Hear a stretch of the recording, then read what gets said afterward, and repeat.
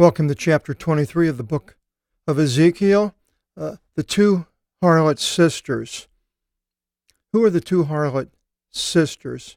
Harlot, a woman that is either a prostitute or an unmarried woman, or it could be an adulteress, somebody that is married.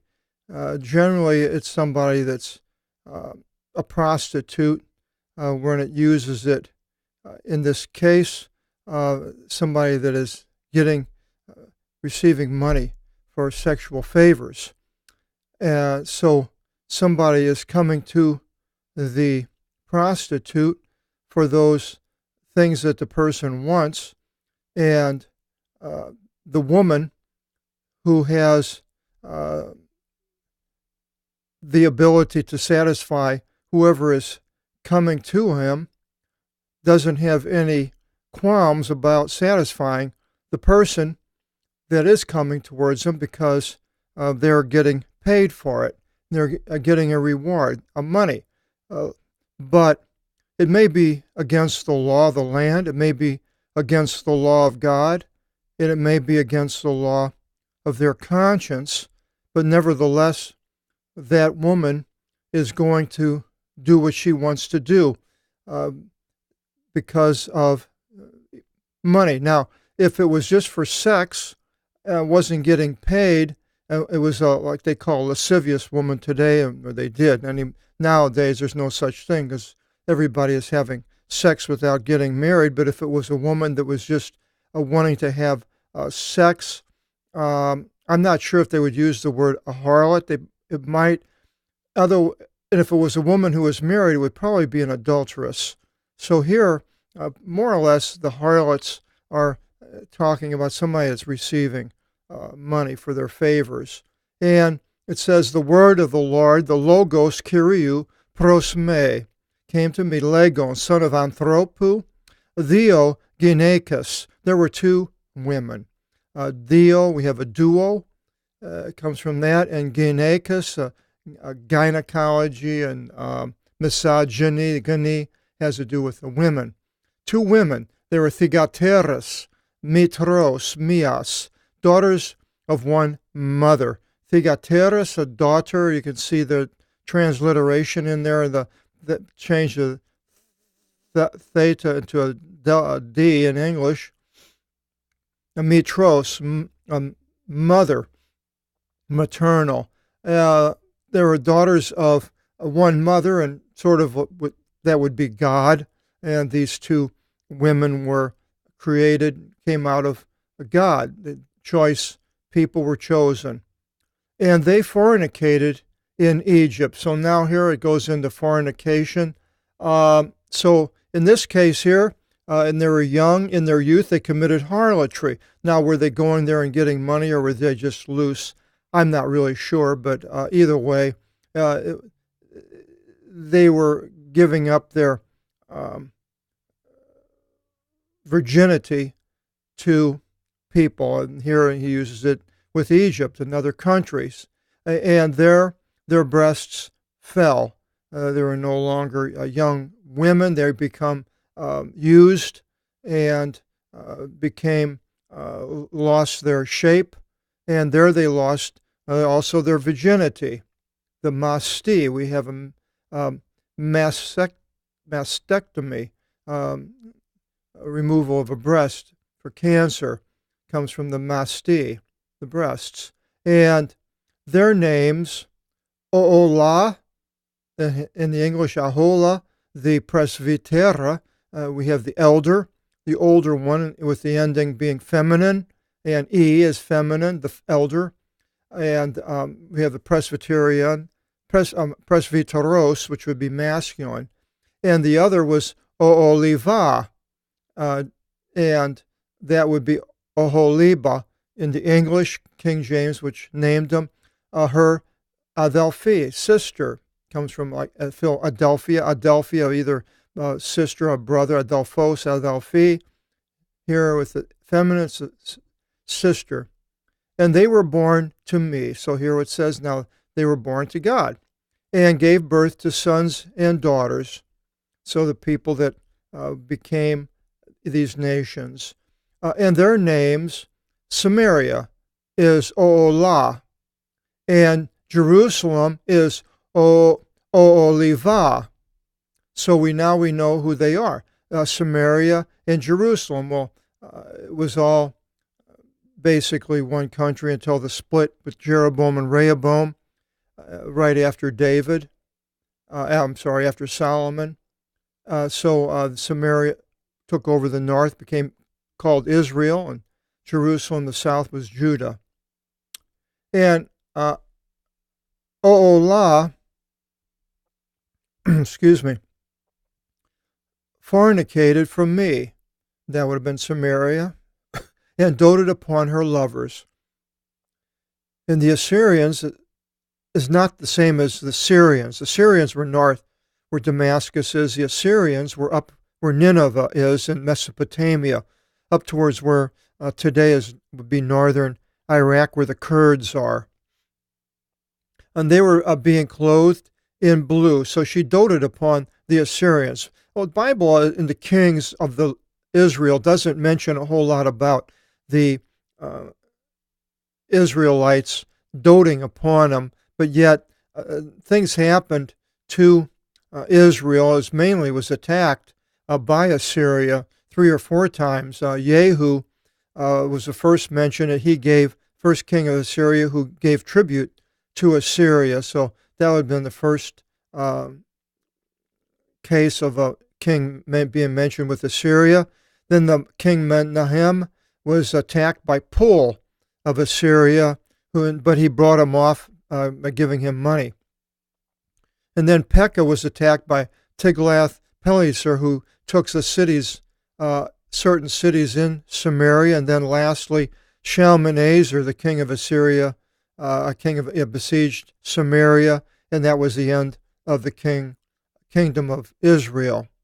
So these people were clothed in iakinthine. Hyacinth comes from that in derivative, in blue. Igimenus, hegemons, and strategus, strategy, commandants.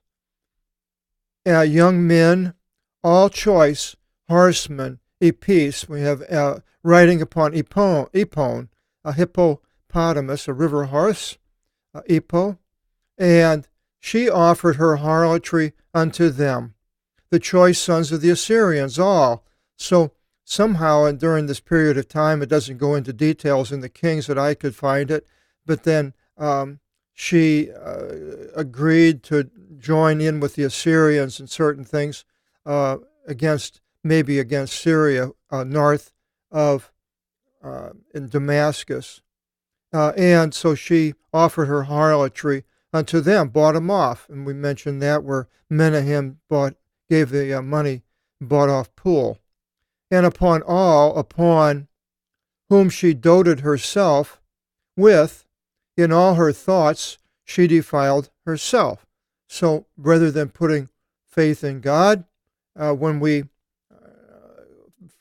mess around with evil people, and join in with them because they are either we're afraid of them, or they look like they have something that we want that's better, it would be safer to be with them. For whatever reason, a person would join up with these people. Probably happens to many people, not only to the Jews. But we're talking about Israel here, and we're in the Bible. And basically, you could say, well, this happened to all kinds of people. Why are you bringing this out? Well, I'm not bringing it out. I'm bringing it out because it's in the Bible, and God is the one speaking. And if you say, well, it's happened to other people, that's the old argument of the straw man, where if you say something is bad, rather than arguing the point of being bad or if it's good or not, or how you can solve it, you say, well, somebody else has done this, and therefore you pushing off the problem on something else, getting away from discussing it yourself. So basically, yes, other people have done these things. defiled themselves. But as we read this, we also can look at ourselves and our relationships with God and compare them to what was happening then. Or we can look at our country, and we could look at the world on the whole and see how it is, what it's doing. The harlotry of the world will be joined up with the beast. And Israel, the harlot city, here it calls the harlotry. Harlotry goes later into Jerusalem. Her harlotry from out of Egypt she abandoned not. So Israel joined in with Egypt right away because of the first king of Egypt, of Israel, was Jeroboam, who son of Nebat, who fled into Egypt after Solomon came after him.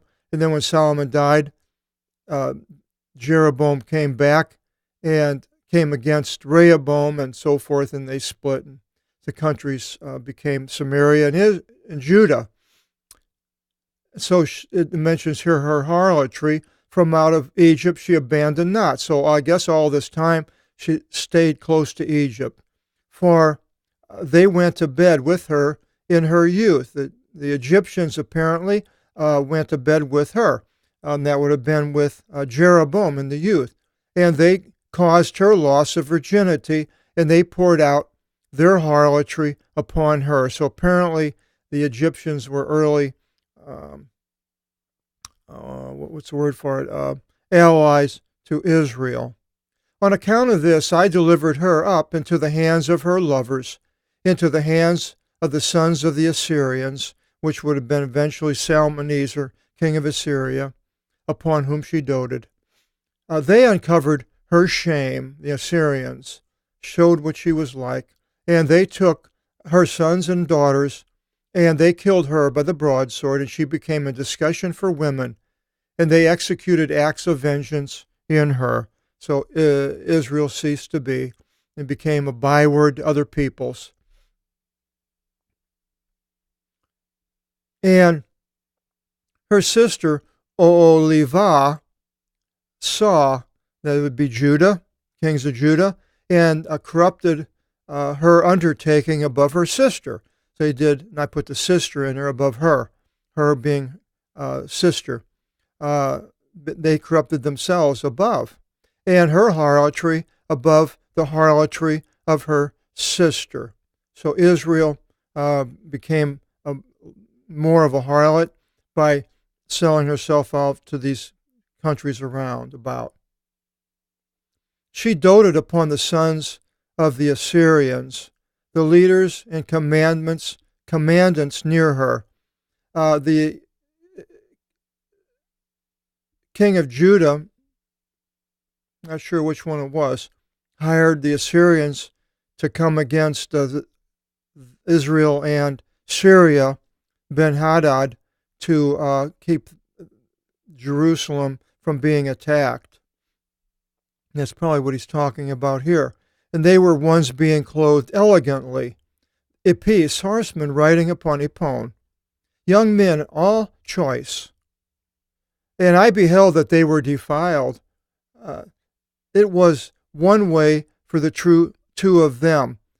Now that they were defiled, and apparently he's talking about the two sisters. And she, Judah, added unto her harlotry, and she saw men having been portrayed upon the wall, images of Chaldeans, that would be the people in Babylon, having been portrayed with a stylus. And we see where the Jeremiah went in and saw these pictures of the wall in the temple. So apparently they may have been drawing these pictures of these Chaldeans in the Holy Temple with a graffiti. A graph comes from that, stylus. They had having colored belts tied upon their loins, deeply dyed apparel upon their heads, some type of a turban type, all with the appearance of third-rank officials, high up, a likeness of sons of Babylon, of the Chaldeans, of the land of their fatherland, which would have been Babylon, and she doted upon them in the vision of her eyes. Now I think when he's and sent out messengers to them into the land of the Chaldeans. And sons of Babylon came to her into her marriage bed, resting up, and defiled her with their harlotry. And she was defiled by them, and her soul separated from them. Now, I believe what he's talking about here is with King Hezekiah. When the Babylonians came, this was after Babylon was not the power yet, still was the Assyrians, but the Chaldeans, Babylonians did come to Jerusalem, and Hezekiah wanted to join them, have them protect them against the Assyrians or attack the Assyrians and take the pressure off of Judah. So Hezekiah took in these emissaries from Berodach-Baladan, the king of Babylon, and showed him all of his wealth. So when they went back, they told the king all the wealth that they did have. So she was defiled by them. And she uncovered her harlotry and uncovered her shame by showing all these things. And my soul separated from her, in which manner my soul separated from her sister. And God sent the prophet, and I forgot which one it was, but the prophet told Hezekiah that these people would be coming and would kill his children and take them into Babylon and all the things. And he didn't worry about it because it wasn't his life during his lifetime. He said, so what? And you multiplied your harlotry to call in mind a day of your youth in which you committed harlotry in Egypt. Now, I'm not sure if he's talking about here, because when the Chaldeans came, then the king sent, Zedekiah sent to Egypt to have Pharaoh Necho come and help him. And Necho, Necho actually came and fought against Josiah. That would have been earlier, but then later, I think he was hoping that Necho would come, and Zedekiah, the later king, was hoping Egypt would come and help them against the second attack of the Chaldeans, the Babylonians. And you doted upon the Chaldeans, which their flesh is as the flesh of donkeys, and their genitals as genitals of horses. So this is a sexual reference here as far as a woman wanting the large genitals, which you'd see in pornography and things like that, which I'm sure we know none of us have ever looked at. But this is basically what he's talking about, referring it to how much they wanted the Chaldeans. It was like they were doting on it because they had something that the prostitute or the harlot wanted, the large genitals. And it's a very graphic description that he's giving. And you overlooked the lawlessness of your youth, which you did in Egypt in your lodging, of which place the breasts of your youth fell. Now, I'm not sure if that would have been Jeroboam, I would think. I'm not sure here. But then he goes in and he says, on account of this, O Oliva, thus says Adonai Kyrios, behold, I awaken your lovers against you, from whom your soul is separated unto them. So the ones that you have joined up with, the evil people that a person joins up with, will basically be the destruction of the person. I've seen this so many places. A person can be caught up in something, whatever it is. It could be something that's seems innocent, like pornography, and all of a sudden it starts destroying a marriage. Or you could be involved in sports and your marriage falls apart because all you're doing is watching NFL football or NBA basketball and so forth. You can be interested in money. Your family doesn't matter. What matters is acquiring the money, and the list goes on and on. And these things eventually are what we love destroys us. And I will bring them against you round about. The sons of Babylon and all the Chaldeans, Phakuth, and Suthe, and Kuthe. And we have Peked, Sho, and Ko in the King James, and all the sons of the Assyrians with them. Nobody really knows who these three are. Some people think it was tribes of the Chaldeans. Others think they were actually people's names. They were choice young men, governors and commandants, all tribunes, third rank, and famous ones riding upon horses. And they shall come upon you all from the north with weapons, which they did. They came down from the Euphrates River from the north and attacked Israel and Jerusalem. And chariots, armaton, we have armaments, comes from that, armor, and trokon, wheels of chariots, a trochee, and a multitude of leon peoples, and thorakas, chest plates. We have the thorax of the chest, and shields, and perikephaleas, helmets. Peri is around, and kephalia, cephalic is a head, around the head with a helmet. And they shall be placed around upon you, and they shall throw upon you a watch round about, which they did with Nebuchadnezzar. And I will impute judgment before their face, and they shall punish you in their judgments. So God is using the evilness of the enemy that's worse than they are to come and to destroy somebody that's, you would think that, would be better than the ones that were coming against them, but God uses them. And I will put my jealousy against you, his zeal, and they shall deal with you in an anger of rage, the Chaldeans, and they shall remove your nose and your ears. They're brutal people. And they shall throw down your remnant with a broadsword. So the people that were left, and they shall take your sons and your daughters, and your remnant shall be devoured by fire. And they shall strip your clothes off of you, and shall take the items of your boasting, that is, the things of the temple. And I will turn your impious deeds from out of you, and your harlotry from out of the land of Egypt. The harlotry could be talking about where Zedekiah flees and other Jews that were left over after Nebuchadnezzar went to the land of Egypt. And I will turn your impious deeds from out of you, and your harlotry from out of the land of Egypt. And in no way shall you lift up your eyes unto them, and in no way shall you remember Egypt any more. So there will be not counting on Egypt, and I don't believe they ever did after that. Even today, Egypt is more or less a placid enemy.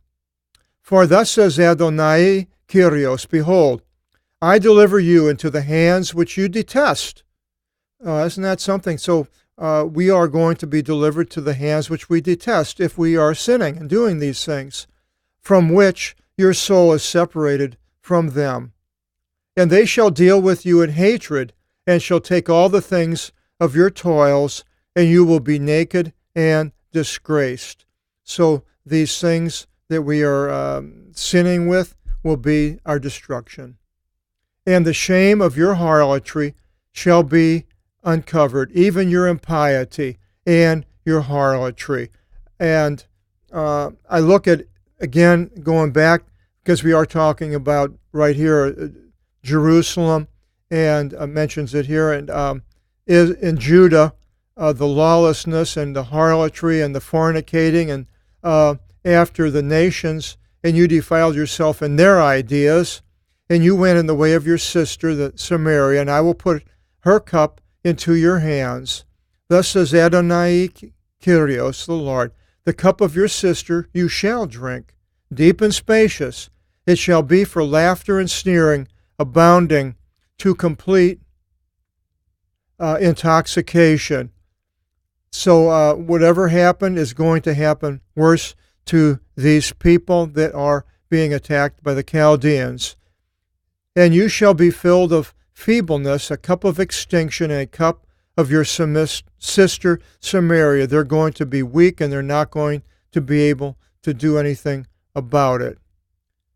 And you shall drink it and strain it out. It's going to happen completely, and that God's anger is going to be used up in his dealing with Judah.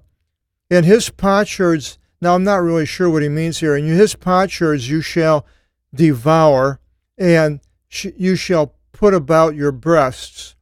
Potsherds, little pieces of clay, using them, I'm not exactly sure. It's not going to be using beautiful diamond necklaces or gold and silver, but it's going to be, you're going to be using basically clay things made out of dirt, ground. And your holiday feasts and your new moons I will pervert. So basically the temple and the things going along with the temple will no longer be there, which that is the case today. For I have spoken, says Adonai Kyrios.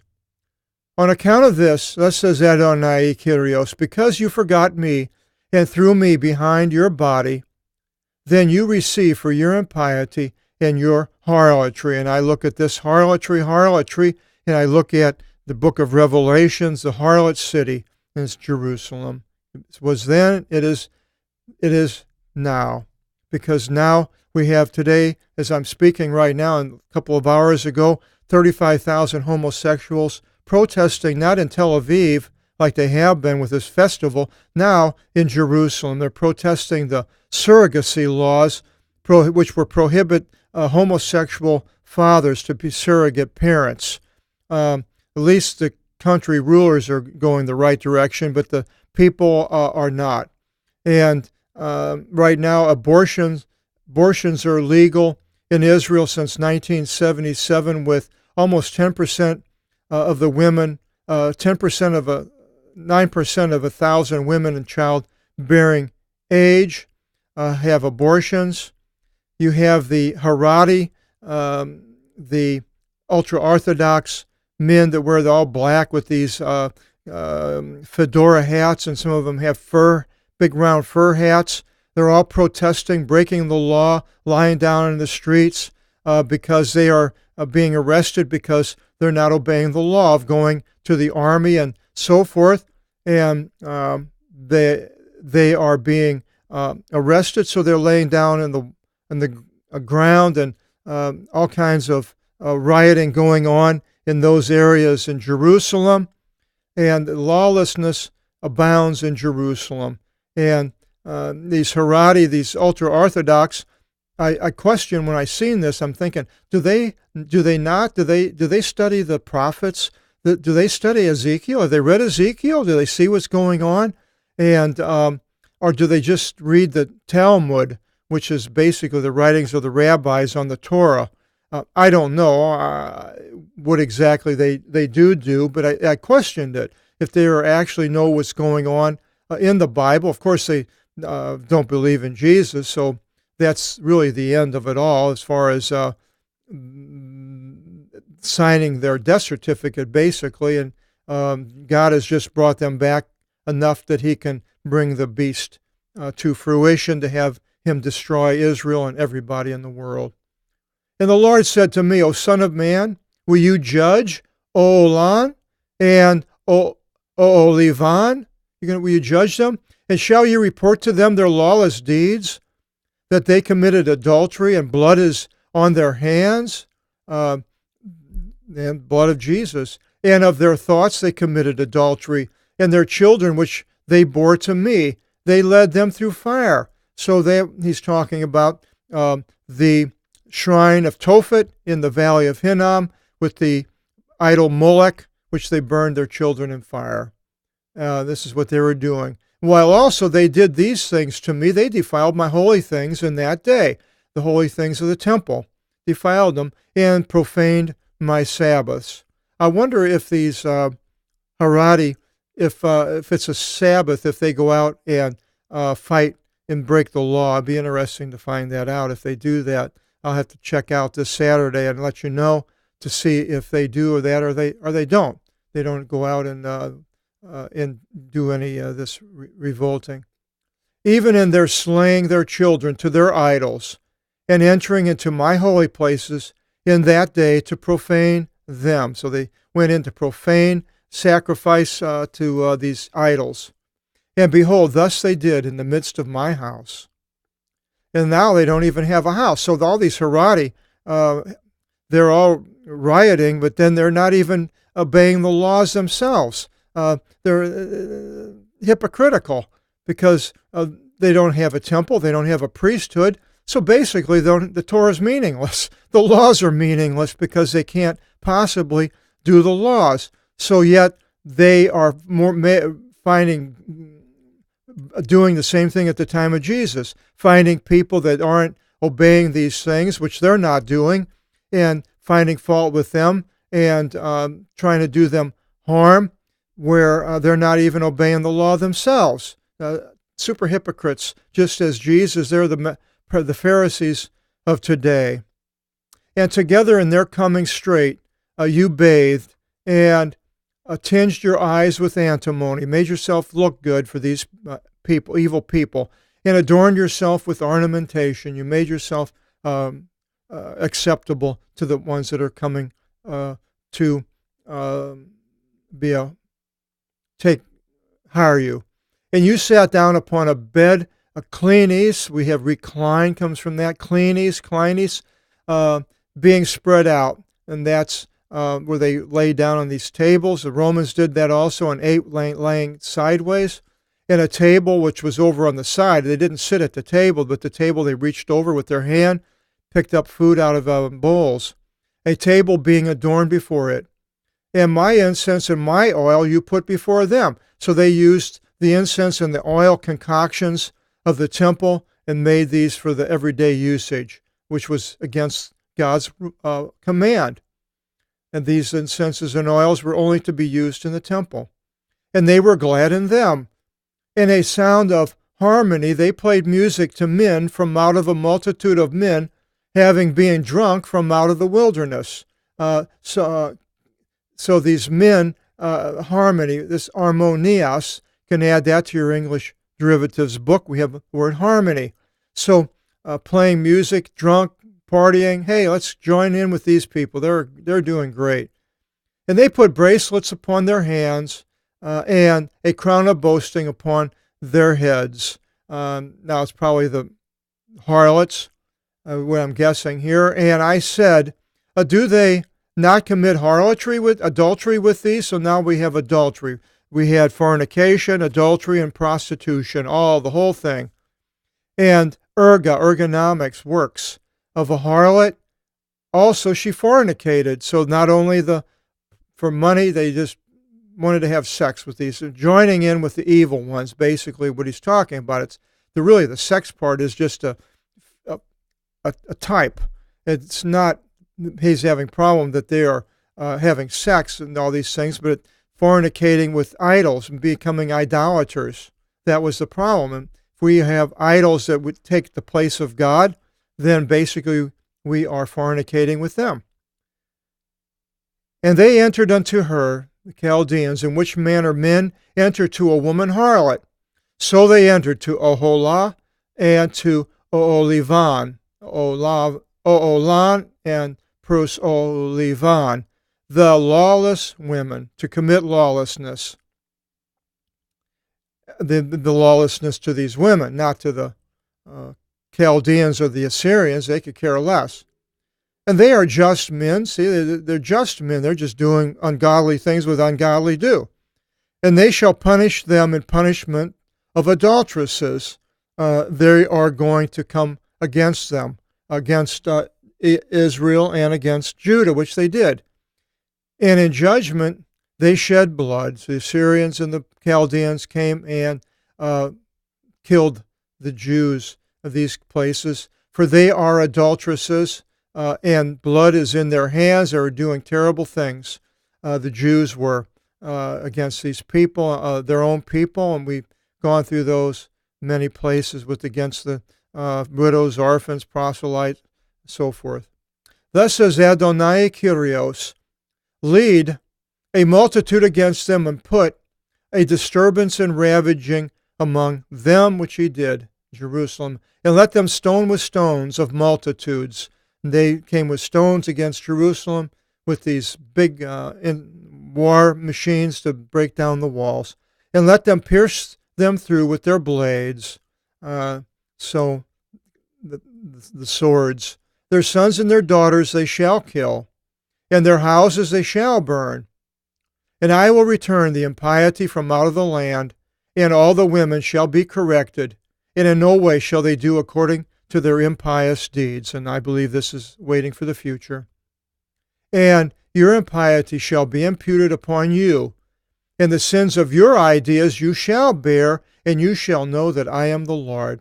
The people of Israel today are going to feel they are impious, and the sins are going to be imputed upon them by God, and they will bear the consequences for their sins.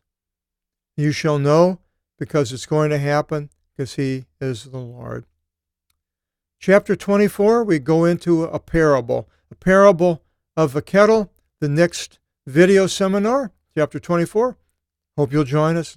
God bless.